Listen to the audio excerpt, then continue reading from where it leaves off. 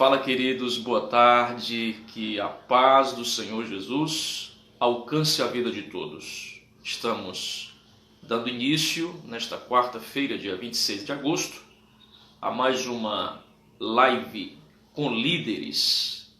Live com líderes, uma iniciativa que tomei há algumas semanas atrás, no intuito de pontuarmos algumas questões que acontecem no mundo neste momento e levando até os irmãos, até os nossos amigos que nos acompanham em nossas redes sociais, algumas informações pontuais corroboradas com a palavra de Deus.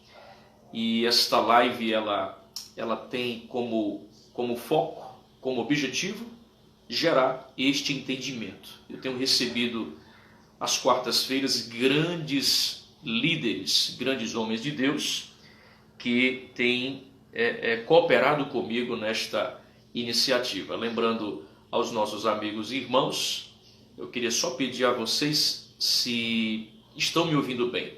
Só queria saber se o áudio está bom, ok? Para nós iniciarmos aqui a nossa live com líderes. Vou receber hoje um grande pregador, um grande pastor internacional, um grande homem de Deus. Daqui a pouquinho vocês saberão quem é, tá bom? Eu pediria só que os irmãos confirmassem para mim se o áudio está bom, se está tudo ok.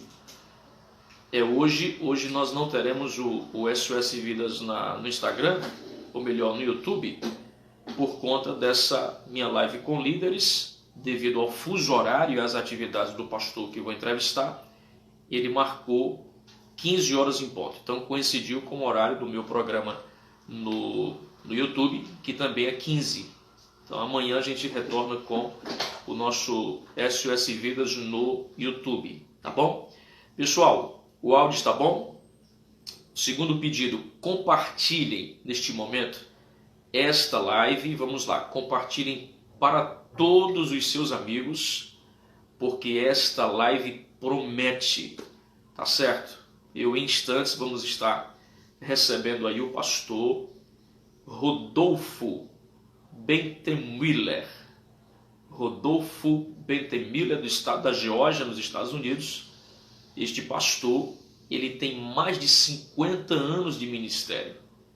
É um pastor evangelista. Ele já realizou mais de 100 cruzadas evangelísticas no mundo. Então é um homem muito gabaritado, muito conhecido e tem uma história muito bonita no Evangelho. Eu vou estar aguardando ele me enviar aí a solicitação, inclusive ele já entrou, e eu já vou entrar com o pastor Rodolfo Bentemiller. Vamos lá, chamar o pastor Rodolfo, mandar aqui a notificação.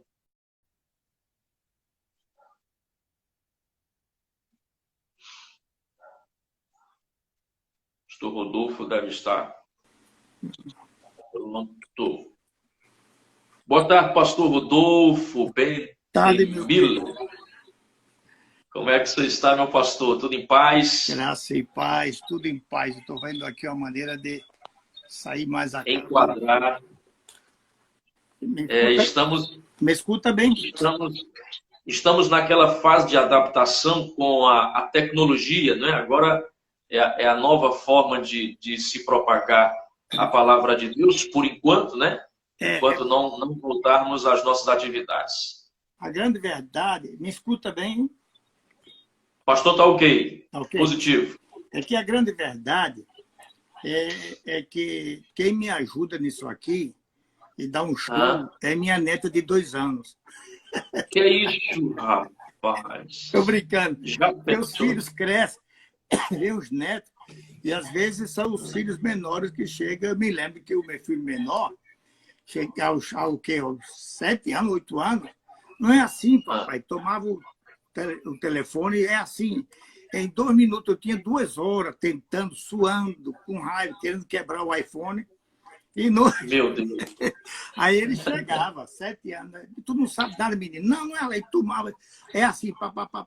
Meu Deus do céu. Eu fiquei bruto depois de certo. É a geração da tecnologia, né, que nasceu na A tecnologia. geração da tecnologia nos faz maduro demais, né?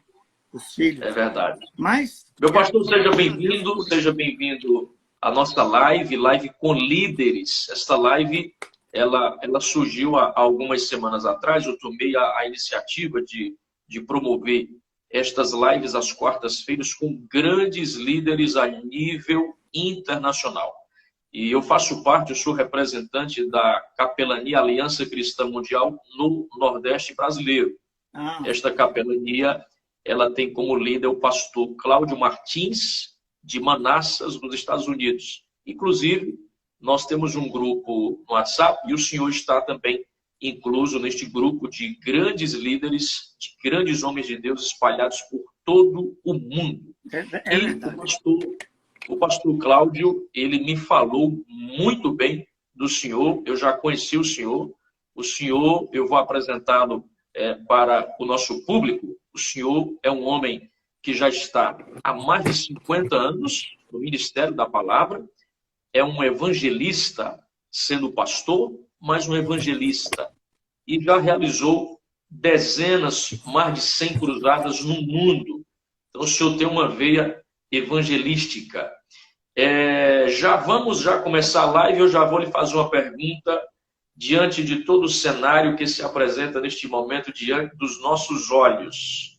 Qual a sua visão, biblicamente, espiritualmente, eclesiasticamente, qual a visão do senhor quanto a toda esta estrutura nociva, opressora, desanimadora que se apresenta diante de nós, diante desse caos? A gente sabe que o planeta está colapsado, né? A economia está colapsada, o sistema da própria natureza está se colapsando. Então, há uma influência muito destrutiva no planeta, há uma incerteza muito grande, há algumas possibilidades, como a possibilidade de uma terceira e possível guerra mundial. Então, o coronavírus, que já atinge uma faixa de quase 18 milhões de pessoas no mundo.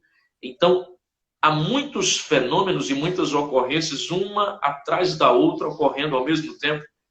É um ano difícil para todos nós. Sabemos disso. Qual é a sua visão, meu pastor, biblicamente, diante de todo esse cenário? Seja bem-vindo, fique à vontade.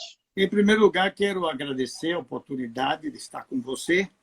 Nunca nos conhecemos pessoalmente, senão via internet, que é a facilidade que nos dá a tecnologia dos últimos tempos. Mas muito prazer e muito obrigado pelo convite. O meu ministério de quase 50 anos pelo mundo tem sido 100% evangelístico, exceto alguns poucos tempos, 3, 4, 6 meses, 1 ano, 2, quem sabe até 3 anos máximo, quando estabeleci igrejas também, que foram quase 75 igrejas pelo mundo, e eu tive que organizá-la. Algumas demoravam rápido, documentação, etc., e eu conseguia a pessoa idônea, madura, para estar à frente da igreja. E então, ali instalava o pastor, ficava com ele 1 mês mais. Em questão de 4 ou 6 meses, eu já deixava um pastor numa igreja nova e partia para o evangelismo, até que Deus me mostrava a necessidade de uma cidade ou outra. Por exemplo, em 1970, eu fui à Venezuela. E a partir do ano 71, 1 ano depois, 9 meses depois de estar lá, eu vi a grande necessidade. Eu quis fazer campanha Cruzadas Unidas e viajei em cidades diferentes. 4, 6, 7, 8, 10 cidades principais. E me di de conta que quando encontrava a igreja, era uma igreja batista de 100 anos, que são as centenárias no mundo antes da Assembleia de Deus, a qual eu pertenço no Brasil há muitos anos. e por mais de 50 anos, e resulta que via que não havia campo para realizar uma cruzada, porque fazia uma cruzada e eu não tinha visão de deixar uma obra. Com quem vou deixar? E aí comecei a ver a necessidade grande na Venezuela, como missionário ali, e de realizar cruzadas, só que dentro de tendas. Foi a minha ideia, para abrir igrejas. Muito bom. E durante 13 anos e meio, quase 14 anos, eu abri a tenda 3 meses numa cidade, 6 meses noutra, 4 meses noutra, no mínimo 3 meses. Era 3 meses, manhã, tarde e noite, dando estudo aos que trabalhavam comigo, de liderança, para poder prepará-los para futuramente, o futuro mais próximo possível, ficar naquela nova igreja estabelecida como pastor. Tudo era novo. Não havia muito conhecimento, não havia muita teologia espalhada, não havia muita história da igreja, senão evangélica, a que se encontrava naquela época, apesar que havia a Assembleia de Deus, outra mais, mas a que mais existia em todo o território nacional era a Batista e a Igreja Católica. E não Batista em todo o território nacional, corrijo aqui, em quase todo, uma boa parte. E aí eu comecei e fazendo campanha ao ar livre, debaixo de árvore, e aí fui trabalhando, debaixo de chuva, fiz uma plataforma, pude fazer uma plataforma, comecei alugando, e o meu hotel era debaixo da plataforma. Eu saía comer, pedi um empréstimo de um banheiro para fazer as necessidades, voltava, ficava ali, orando para a noite, e comecei aí com 5, 10 pessoas, e aí foi crescendo, 50, 70, 80, 100, 200, porque você sabe como é o negócio, né? 3 meses, todo dia ali, batendo, a rocha rompe da água, né? E resulta de que muitas noites dormi debaixo da plataforma, e foi uma experiência impressionante. Deus nos guardou. Eu jovem, com muito gás. Você sabe, você é jovem, eu estou com quase 70 anos, cumpro agora dia 20 de fevereiro, 70 anos, mas eu jovem tinha um gás e eu era cego das situações de perigo. Eu enfrentei balaceira de paramilitares, de grupo de guerrilha, de estar no meio e me baixar no carro com a família ou com a companheiro do ministério. Terríveis, não uma vez, 2, 3, várias vezes. Né? E sofri 3 atentados a tiro de morte quando eu estava pregando, e graças a Deus nunca me acertaram a mim. Lastimosamente acertaram no pé de um companheiro meu que estava em uma cruzada, já ao ar livre, muita gente, anos depois.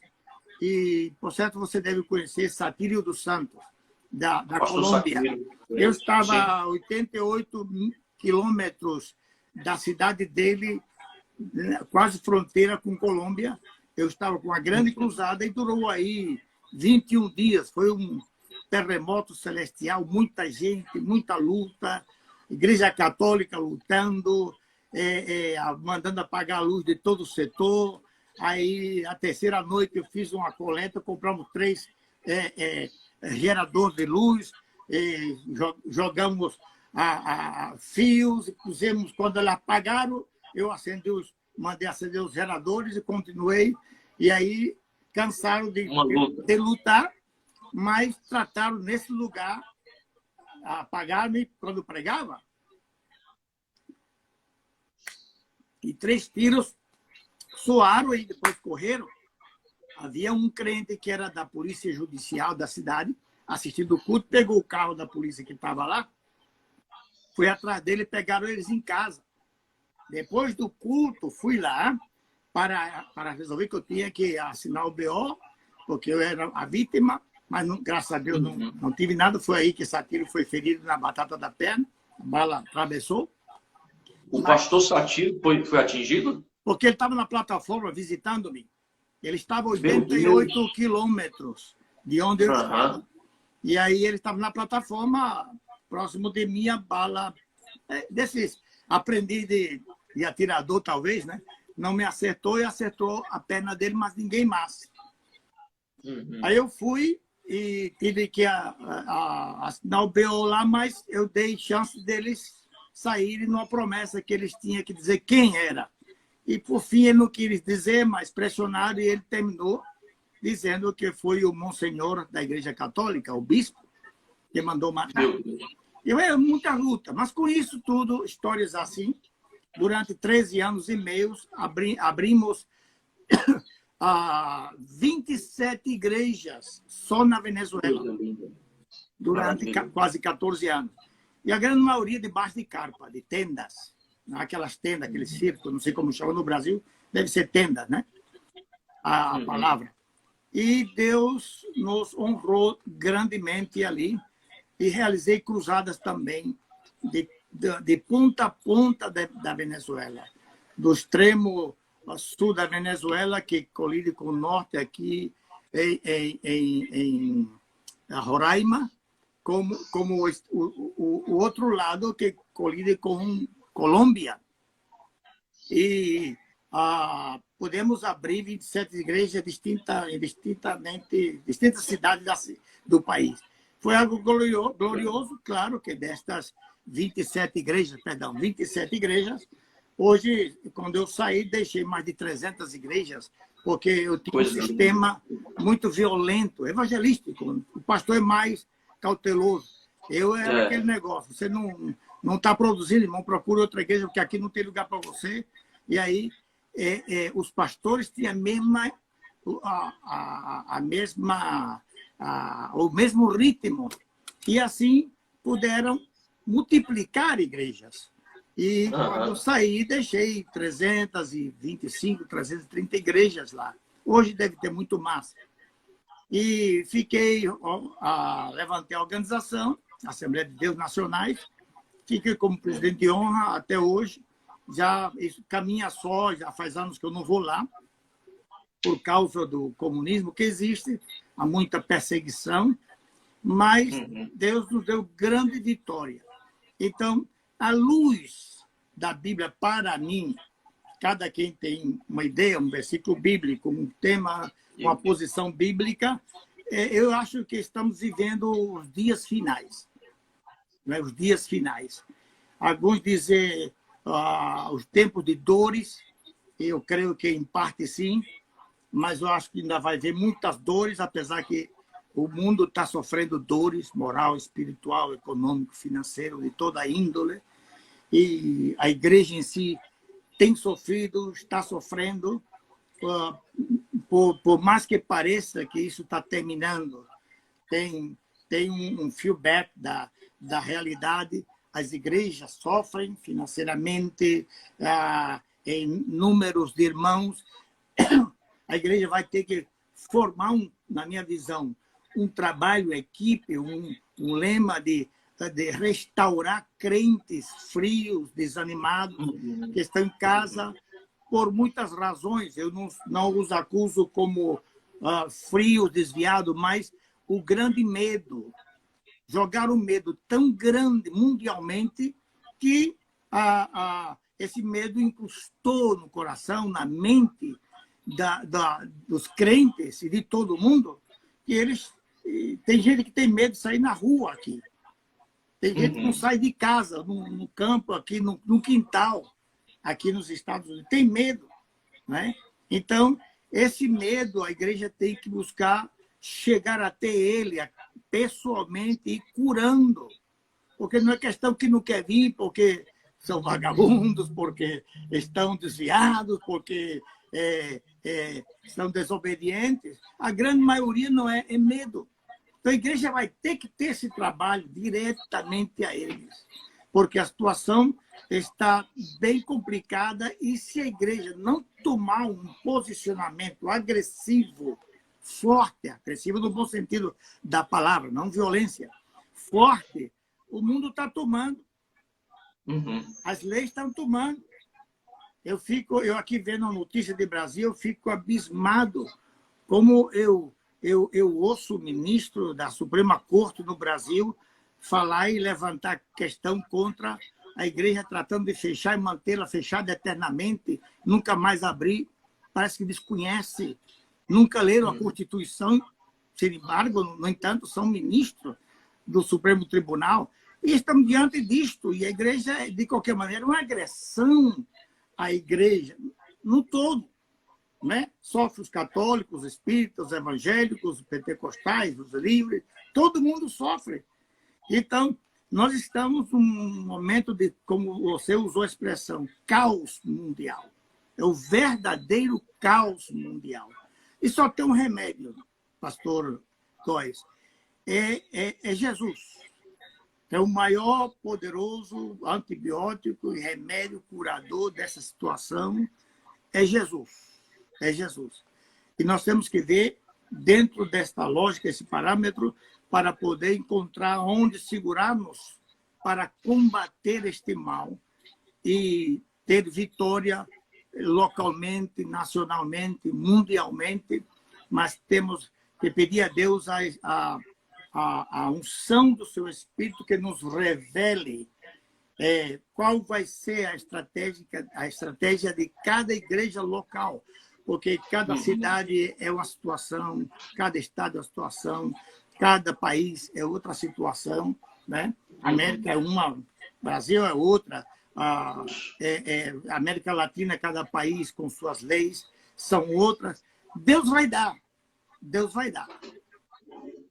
Muito boa a exposição do senhor, meu pastor. Eu fiquei aqui lhe ouvindo, observando as suas palavras bem aplicadas, palavras coerentes dentro, de fato, da coerência, e fiquei observando as outras entrevistas que eu fiz com outros grandes líderes, e o discurso é muito parecido, né? O discurso é muito parecido.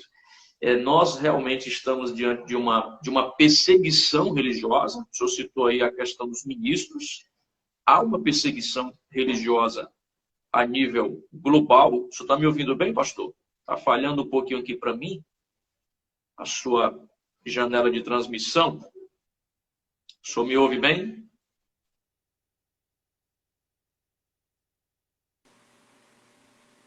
Ok, pastor? Sim, saiu do ar um pouquinho, eu estava procurando aqui o que fazia. Sim, já me ouve? Falhou um pouquinho aqui a sua janela de transmissão. Já normalizou, já, ok? Vamos lá retomar. Então, o senhor foi muito feliz quando o senhor falou, né, que vai depender muito do país, vai depender muito do continente, da cidade, a situação que neste momento afeta o planeta. Eu tenho uma visão teológica de que nós já estamos agora, ano de 2020, agosto, hoje 26. Nós já estamos vivenciando o princípio das dores.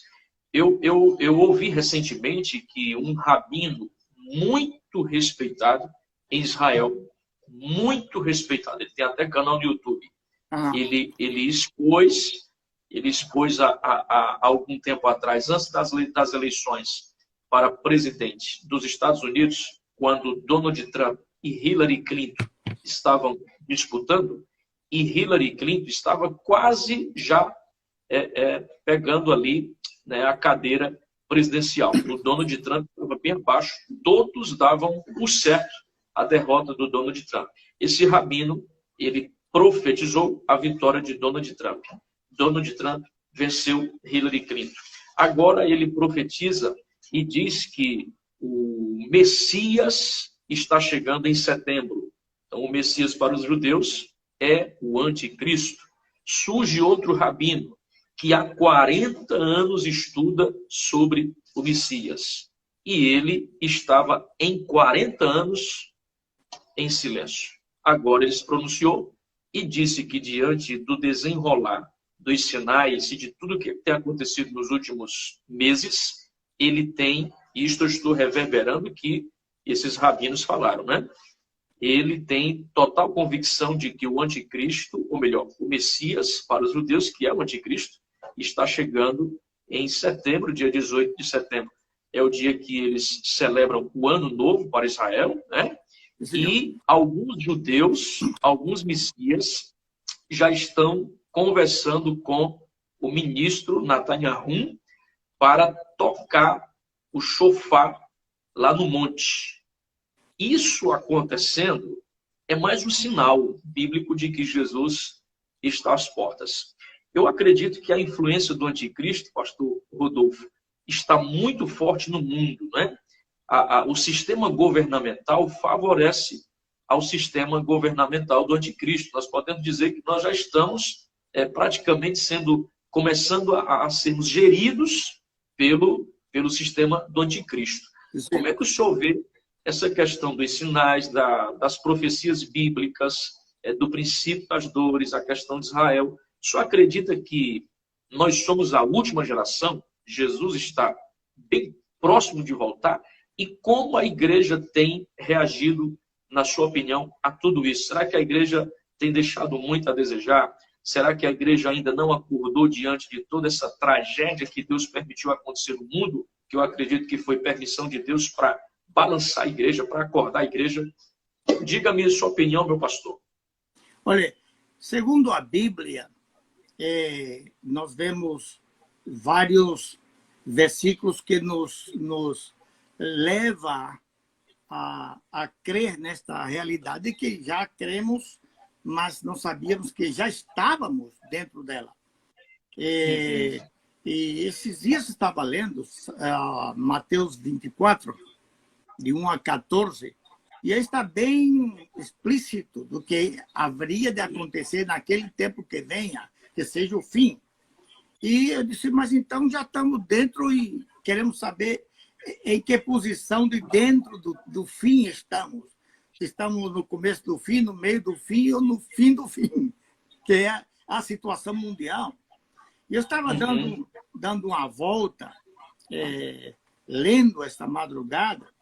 Eu tenho um costume de muitos anos, 50 anos pregando de noite, depois terminar o culto, às vezes, culto latino demora muito, canta muito, depois vem a pregação, se prega 1 hora, 2 horas, 3 horas. Eu já terminei campanha 1 hora da manhã, a multidão não queria ir embora.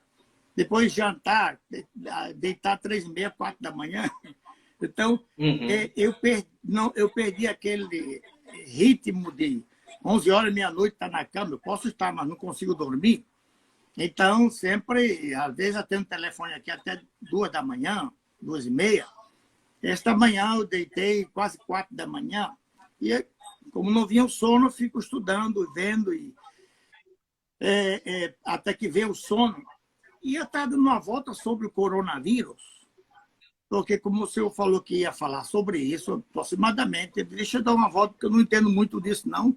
Inclusive, toda vez que chega perto da minha casa, aqui em frente, um vizinho e tal, eu sou para lá, em nome de Jesus, vai para lá, demônio, expulsando os espíritos, que eu sou de risco, né? Eu quase 70 anos, sou de risco. O senhor é grupo de risco, né? De risco. E aqui o povo fica em casa, a família, mas eu tenho uma filha que é militar, da Força Aérea, e ela tem uma filhinha que é minha neta de 2 anos, e vai para o quartel, e lá trabalha todo dia. Ela vê muita gente, que ela é chefe do departamento, e a menina fica na escola lá, então vê muita gente, pega muita gente. Chega aqui em casa, pode me trazer o vírus. E eu não botei barreira no meu quarto, entra, abraça, lave as mãos, vem, abraça, beijo e tal, e vamos comer juntos, festejar. Então, eu dando uma volta na história, eu cheguei à conclusão das informações que dão pelo mundo, supostamente busquei nos lugares mais fidedignos, né? E o maior golpe que o mundo já sofreu desde os anos 70, 75 anos atrás, dos anos da Terceira Guerra Mundial, tem sido esse: moral, financeiro, econômico, social. Nunca tivemos uma privação social no mundo hoje. Eu não posso, segundo as leis, visitar um filho, nem que estiver enfermo, um neto, um bisneto, não é o meu caso, mas de muitos. E a igreja que há pouco tempo muitas têm aberto, mas não pode ter mais que 25%, alguns 20%, outros 10%. Então, eu mesmo vou pregar essa semana no aniversário de uma igreja aqui, que me convidaram. É uma igreja latina, que eu prego muito em espanhol, é onde eu tenho mais domínio no espanhol, por causa do meu mundo espanhol de pregar tantos anos e estudar em espanhol, o que eu faço todos os dias. E esta igreja, o pastor disse, não espere muita gente, se tiver aqui 45, 50 pessoas, levanta a mão para o céu, que estamos lotados com mais de 100 cadeiras livres, uma igreja pequena. A igreja americana que nós vamos aqui, ela cabe mais de 1.300, talvez 1.500 pessoas. Tem 2 cultos por semana, perdão, por domingo, pela manhã, umas 9 e outras 11h30. Só que cada culto está tendo com 60, 50 pessoas, 70 no máximo. Uma igreja que tem 1.000 e poucas pessoas por culto, tem 60. Reduziu drasticamente a quantidade, né, pastor? Pode ter até mais pessoas pelo isolamento que está preparado a igreja. Mas o povo, o medo não deixa vir. É o que falávamos, o medo, o temor, entende?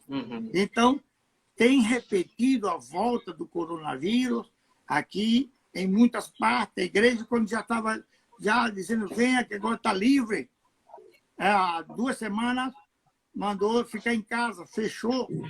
Então, quer dizer, pastor Rodolfo, que a segunda onda começou já nos Estados Unidos? Sim. Por exemplo, na Flórida, Nova York, New Jersey, voltou forte. Ninguém sabe se é da primeira ainda, que ainda está prorrogando, né? Ou É tipo uma reinfecção. Uma reinfecção.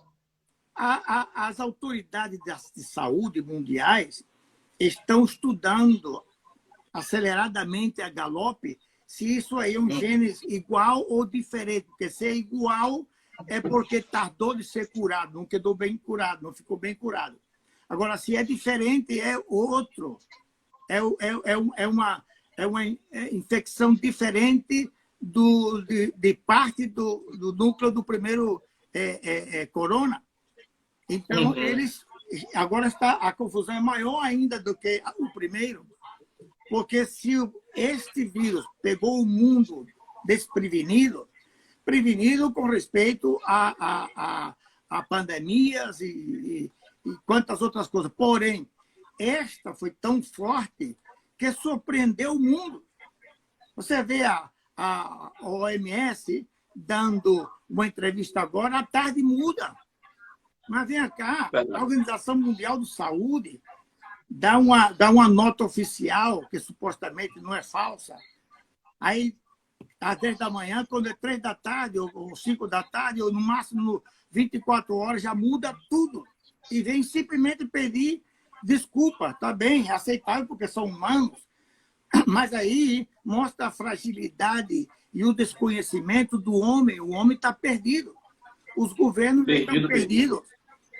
Essa pandemia, quando vai embora, vai deixar um caos e um buraco muito grande na situação. A economia já colapsou de uma forma assim incomparável, porque no último dado que eu puxei, já passam de 440 milhões de empresas que faliram no mundo inteiro. Então, é a pior recessão econômica dos últimos 104 anos. E não há economia, pastor. Por exemplo, os Estados Unidos, se você busca, que é a maior economia do mundo, a falência aqui é exorbitante, é assustadora. E esse país, com todo o dinheiro que tem, não tem dinheiro para aguentar um ano ajudando o povo, dando incentivo. Olha aí. Não tem, vai quebrar. E quebrar os Estados Unidos já quebrou o mundo há anos.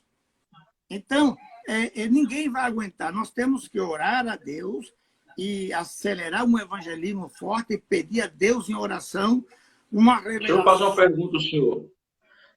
O senhor acredita que o coronavírus foi um vírus fabricado em laboratório?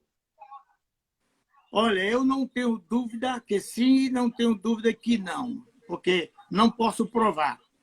Mas quando você vê que a China, eles tiveram tantos mortos localizados praticamente, e o resto da China sem um problema, e de repente esses localizados, os que morreram, cura-se, e já tem preparado praticamente a vacina, e aí você vê que vem trazer para o mundo, parece que houve proibição de não abrir a boca, fechar a boca, até que o mundo esteja contaminado. Venha comigo no pensamento rápido.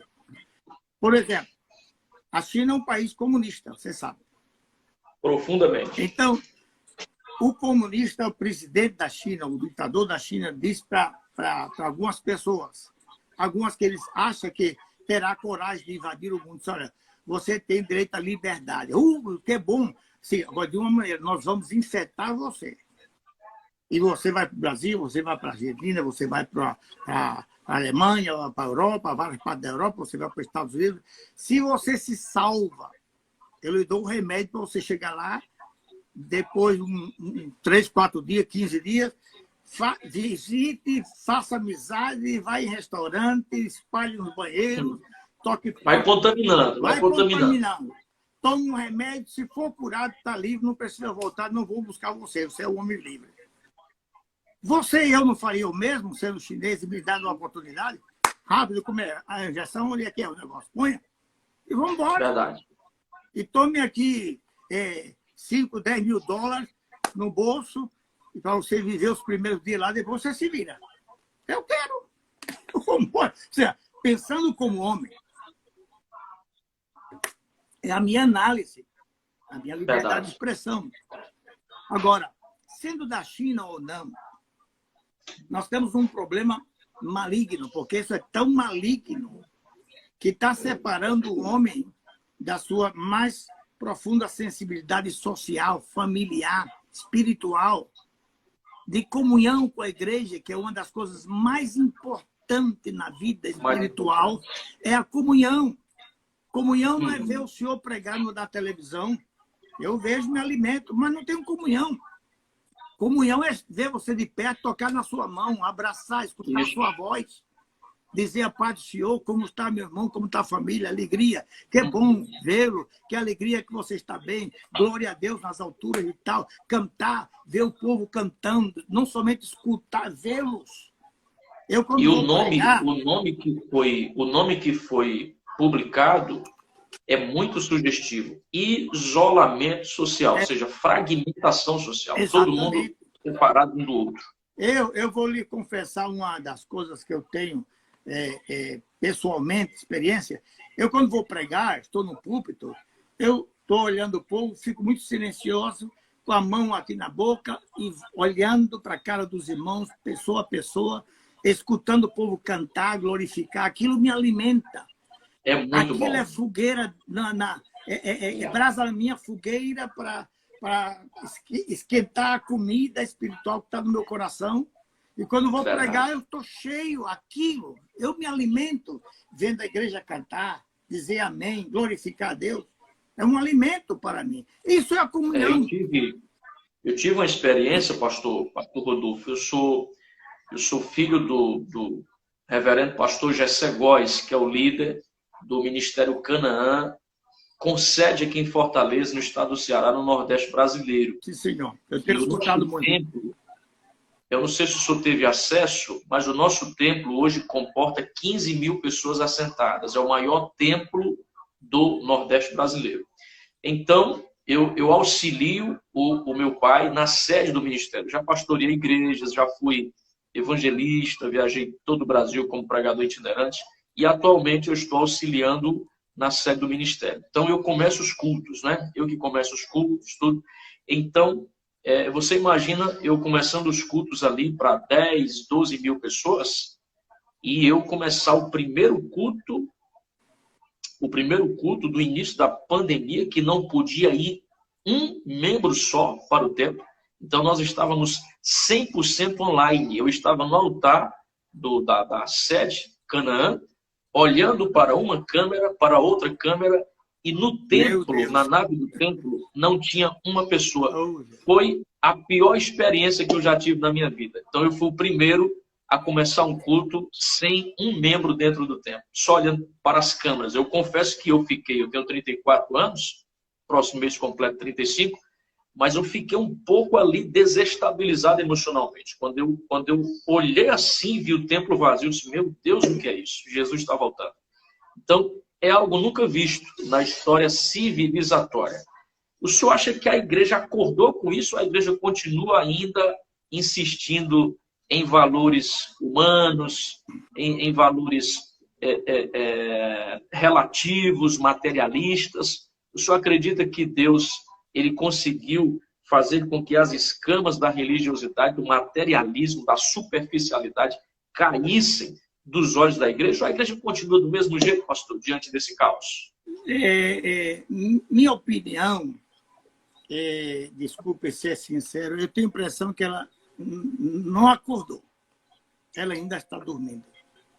Eu estava lendo e meditando Mateus 24, e Jesus chega na entrada do templo e se encontra com os discípulos que já conheciam o templo e chama para mostrar as belezas, a sumidade do templo. E Jesus olhou e que bom e tal. Aí Jesus provocou a eles olhar para um outro templo que era eles mesmos. Não, tudo isso aqui cai. Não haverá pedra que não seja derrubada. O Senhor usou uma expressão forte, dura, que deveria ter sacudido os discípulos e trazê-los a pensar qual era a visão de Deus sobre o templo.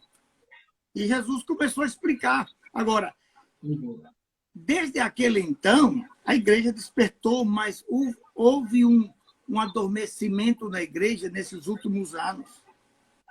Que nós estamos achando bonitos os templos, as multidões, os crentes, a prosperidade, que eu sou neto de pastor. Meu avô foi pastor batista, foi o primeiro pastor da igreja batista lá da Lagoa, ali de João Pessoa, Paraíba. Aquela igreja bonita. Meu avô foi pastor, o primeiro pastor ali. Tem a ata dele, a primeira ata daquela igreja. Agora, a gente... eu sou dos que vi, meu pai foi pastor, e eu sou pastor já há 50 anos. Eu vi o meu pai dirigindo igreja, e muitos outros mesmo, por exemplo, em Recife, aí perto, o pastor José Amaro da Silva, que foi o meu pastor quando eu era menino. Quando tinha um carro de alguém na igreja, era uma caminhoneta da igreja que o pastor usava, e quem sabe um outro mais de algum crente muito abençoado financeiramente. Hoje, um grande problema nas igrejas é estacionamento para os crentes, tudo carro novo importado, muitos deles. Você sabe disso? É uma bênção. Verdade. É uma bênção, eu gosto disso. Eu sou pastor e pregador nas igrejas de seminário de prosperidade, de graça, de bênçãos financeiras, porque é verdade, não podemos tirar isso da Bíblia. Os que ignoram, deixam de receber. Os que abraçam, recebem. Todas as bênçãos do céu completa. Né? Agora, parece que nos acomodamos. Não é a mensagem da prosperidade que acomodou o crente. Não. É uma friedade. Haverá fé na terra quando vem o Filho do Homem? Uma pergunta. Lucas 18:8. Exatamente. Essa pergunta que me preocupa. Não podemos perder a fé, porque a fé é um espírito. Paulo diz, eu gosto quando Paulo fala da fé, que em outras palavras, Paulo, em várias definições, diz essa. O mesmo espírito de fé que temos. Quando ele fala espírito é vida. Crente com fé, crente com vida. Por isso que há um conselho naquele hino que antigo, não sei quantos ainda canta na Assembleia de Deus do Brasil, ou em qualquer igreja pentecostal, diz, canta com vida, ó crente. Lindo demais. Doce será cantar. Tem até sabor de mel cantar. Doçura. Isso é fé. Porque tem gente que canta com vida. No amor, tem vida. Não tem. Por quê? Porque não tem fé. É crente, não vou dizer que não é. Eu não vou dizer que não está no céu. Eu não vou dizer que não está salvo. mas falta o dínamo, né? Do motor do crente, que é a fé. Se você Aleluia. tem fé, produz faísca, produz vida, produz poder, produz energia.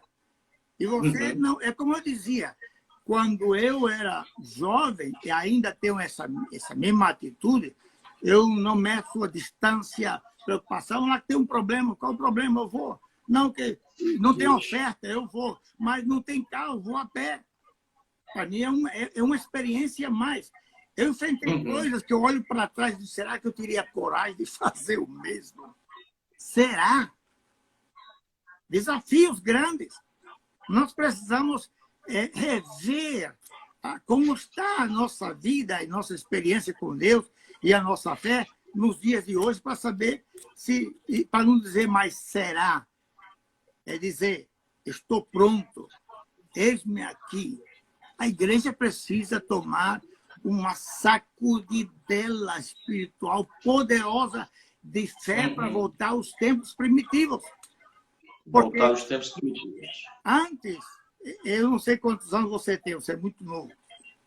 Pastor, eu tenho idade de ser seu filho, né? Eu tenho 34 anos. No próximo mês eu completo 35. É muito novo. Parabéns pela sua gordura espiritual, sua firmeza, seu conhecimento teológico, o seu trabalho que está fazendo. Eu louvo a Deus por você e quero crer que seu pai é um homem muito feliz em tê-lo do lado trabalhando no ministério de uma igreja tão grande. Agora, que não é fácil dirigir uma igreja com mais de 15 mil pessoas, né? E você tem 2 cultos por domingo? Ou um? O culto, temos o culto pela manhã e o culto à noite, no 2 domingo. cultos, exato. Cultos oficiais. São quarta, sexta e domingo, né? Então, você pode lembrar, pelo menos historicamente, né, de como aqueles movimentos missionários, que eu fui um que preguei muitos anos junto com Gesiel Gomes, rodei muitas partes do Brasil, pregar nas confraternizações da mocidade. Muito acabou, né, pastor? Perdão? Esse movimento acabou, né? Infelizmente. Acabou. Eu até digo para o senhor que até antes da pandemia a gente não via mais as famosas campanhas evangelísticas. Não existia nem o nome cruzado, era campanha evangelística. Exatamente. Né? Nós nos organizávamos para estas campanhas focando só almas. Todo mundo engajado ali focando almas. Eu apesar da minha pouca idade, mas eu sempre trabalhei na obra do Senhor, nasci na fé, sou a 4ª geração de pastores em minha família. Meu bisavô foi o pioneiro do evangelho aqui no estado do Ceará. Meu avô está com 94 anos, completou agora dia 22. Meu pai tem 60, então ele é o pastor presidente do Ministério Canaã. E eu estou com 34, indo para 35, sou a 4ª geração. Eu acompanhei desde sempre esses trabalhos evangelísticos, a igreja ativa. Parece que a igreja se modernizou a um ponto de anular a espiritualidade e a veia evangelística. O senhor concorda comigo? O que eu estava dizendo. Num congresso de mocidade, muitas vezes pregando sobre missões, você via jovens, família vinha à frente, e família entregando seu filho de oferta. E aqui estou, nossa família ofertando. Para onde Deus me mandar, eu irei. E ia. Hoje em dia, você prega. Se aparecer alguém, vem falar com o pastor quanto eu vou receber por mês. Meu pastor, eu vou só abrir um ateno aqui para falar isso para o senhor. O senhor é um homem que já tem mais de 50 anos de ministério, né? Um homem muito experimentado. Eu acho que houve uma... Eu estou falando, olha que eu sou filho de pastor, neto e bisneto. Então, eu estou falando por meio de uma visão macro, coletiva. Eu acho que ocorreu uma inversão de valores. Antigamente, de fato, os jovens eram preparados para serem o quê? Pregadores da palavra de Deus. A igreja corre um risco muito grande de não ter sucessores. Por quê? É verdade. Porque os jovens, eu tenho formação acadêmica, né? Eu sou bacharel em teologia, estou bacharelando em administração, né? Sociologia, mas isto não é prioridade. Eu não vou levar o meu certificado de administração, de sociologia, de teologia para o púlpito. Não. Né? Moisés ele foi formatado por Deus ali na sarça, no deserto, né? Sendo provado. Então, realmente, eu já preguei em congressos de eu convocar ali quem quer ser pregador do evangelho, quem quer fazer obra de Deus, e os jovens não virem à frente, já recente. Porque estão priorizando, não estou dizendo que é errado, mas estão priorizando ao extremo a formação acadêmica, né? E você sendo um juiz, você sendo um advogado, você sendo, né, um fisioterapeuta, isso vai te impossibilitar de você fazer obra de Deus. Você precisa priorizar o reino, né? A formação espiritual. Então, esse fogo da obra, das missões, foi apagado. E nós corremos um sério risco de não termos sucessores da obra de Deus. Esse é o grande problema. Porque nós somos de uma geração, direta ou indiretamente, avós, bisavós, no seu caso, avós, pais, e a gente mesmo, no meu caso, já há 50 anos, eu não estou terminando minha carreira, mas eu prefiro que outro vá na frente e faça. E ensinando nas igrejas, e levantando obreiros para que faça a obra de Deus. Somos privilegiados. Essa forma não existe mais. E não existe aquela vontade, aquela febre ministerial em todo o mundo, Brasil e o mundo, de fazer com que essa forma reaviva. Aquela oração de Abacuque é latente hoje em dia, mais urgente hoje que nunca. Aviva, Senhor, a tua obra. Nós precisamos disso, porque a igreja enfraquece, porque não é simplesmente de ter sucessores, é manter o que está. Se você não manter o que está, sucessor e menos. Então, a prioridade é manter o que está com homens chamados, apaixonados, homens com verdadeiro chamamento e dadivoso, dar a sua alma, vida, corpo, alma, espírito, família, tudo na obra de Deus. Senão, se acaba a obra local. Se acaba os números dos salvos da igreja, porque vai morrendo, vai estendendo, vai pessoas perdendo o ânimo, a fé, e aí a situação vai de mal em pior. Precisamos despertar isso, porque o futuro do mundo está em perigo. E só quem pode salvar, pastor Góes, é a igreja, através de Cristo Jesus. Só nós temos o remédio para o mundo. Estamos como a mensagem de Bolsonaro, a cloroquina, todo mundo lutando e o povo morrendo. E com remédio no bolso. Só aquele mais inteligente que atacava, mas quando ficou doente, usou o remédio. Né? Então, tem muitos crentes assim, usando o remédio só para eles. Salvação para mim, cura só para mim, libertação só para mim, religioso. Livramento só para mim e os demais, aos seus arredores. Inclusive, seus próprios familiares, que estão ainda muitos que não são crentes, não conhecem o evangelho, mas não lhes preocupa. Eu já estou salvo. Precisamos volver a reanimar o povo, voltar à fé genuína, sacudir a igreja com mensagem do evangelho genuíno, restaurador. Para restaurar é primeiro a mim, né? Primeiro a mim e depois aos demais. Se eu for restaurado, vou poder restaurar os outros. Se eu for avivado, avivarei a outros, trarei avivamento para outros. E precisamos disso.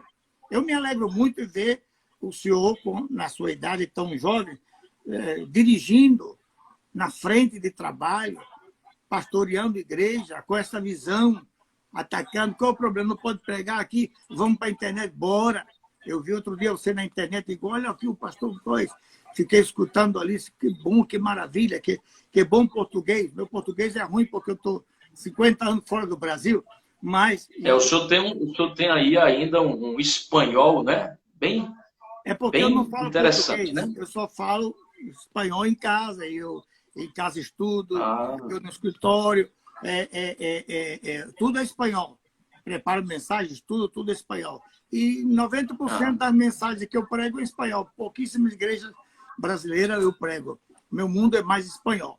Os meus livros eu escrevo em espanhol, depois mando traduzir para o português, porque eu não tenho português para escrever livro. Então, meus livros eu escrevo em espanhol. Espanhol eu domino, português não. Então, essa é a situação do meu linguajar. Mas eu fico muito feliz vendo o senhor trabalhando, fazendo a obra de Deus, e eu digo, graças a Deus, a sua, não somente o seu português polido, mas a sua fineza na palavra. Que aí nós temos que ter cuidado, porque tem muita gente brincando de evangelho, brincando de pregador, brincando de mestre na palavra. Isso não é brincadeira, isso é perigoso. Faz mais mal que bem essa brincadeira de pregar sem ser chamado para pregar, sem ter a vida para pregar. Porque quanto mais Deus exige de você, mais você está na obrigação de dar e se cuidar para que a sua vida, o seu exemplo, o seu caminhar venha da substância, a sua palavra, e atrair a outros e ao mundo.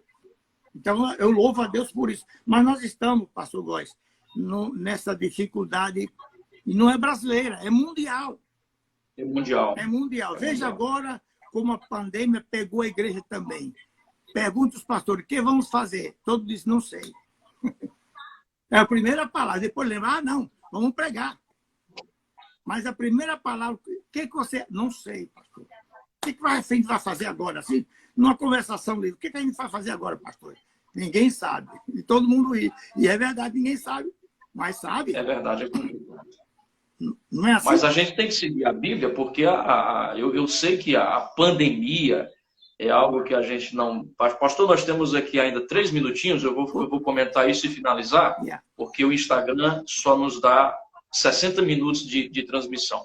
Então, voltando, a pandemia é algo global, né? É algo que atingiu todo o planeta. Mas, quando a gente olha para a Bíblia Sagrada, a gente vê Atos 1 e 8, né? O que a Bíblia diz ali? Mas recebereis o quê? Poder ao descer sobre vós o Espírito Santo e sereis minhas testemunhas. Então, eu acho que a igreja ela não pode se curvar diante de um inimigo invisível, que é o vírus, né? Há muitos irmãos aqui do nosso ministério que foram curados mesmo, estavam com praticamente, pastor, 90% do pulmão comprometido, né? E Jesus restaurou. Então, meu pai tem 60 anos, ele não parou durante toda a pandemia, pregando todos os cultos, trabalhando, evangelizando. Eu, desde o início da pandemia, cancelei todas as minhas agendas, eu tinha aí compromissos em São Paulo, em outras capitais, eu cancelei, porque não tive como ir devido à pandemia, e me debrucei nas redes sociais. Eu estou diuturnamente nas redes sociais propagando a palavra de Deus em todas as minhas plataformas, né? E nós não podemos nos curvar. Vamos enfrentar. Eu creio que vai dar tudo certo. Meu pastor, suas considerações finais, porque temos aí 2 minutinhos para encerrar aqui a nossa live, meu amigo. Esperamos em Deus um despertamento grande para o Brasil, para o mundo.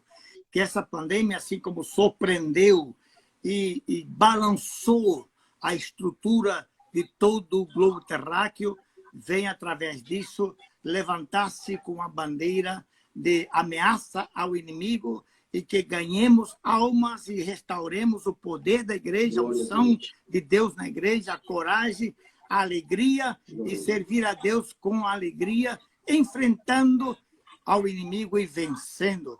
Em nome de Jesus. Glória Meu pastor, eu espero que os outros líderes não ouçam esta live, mas eu a considerei como a melhor live até o momento. Muito obrigado. Gostei muito do senhor. Muito obrigado. Né, e tenho acompanhado seu ministério, lhe admiro muito. Obrigado pelas palavras que o senhor teceu ao meu respeito. Muito obrigado. É muito importante para mim ouvir tais palavras vindas do senhor. Muito importante mesmo. Isso contribui positivamente para o meu ministério.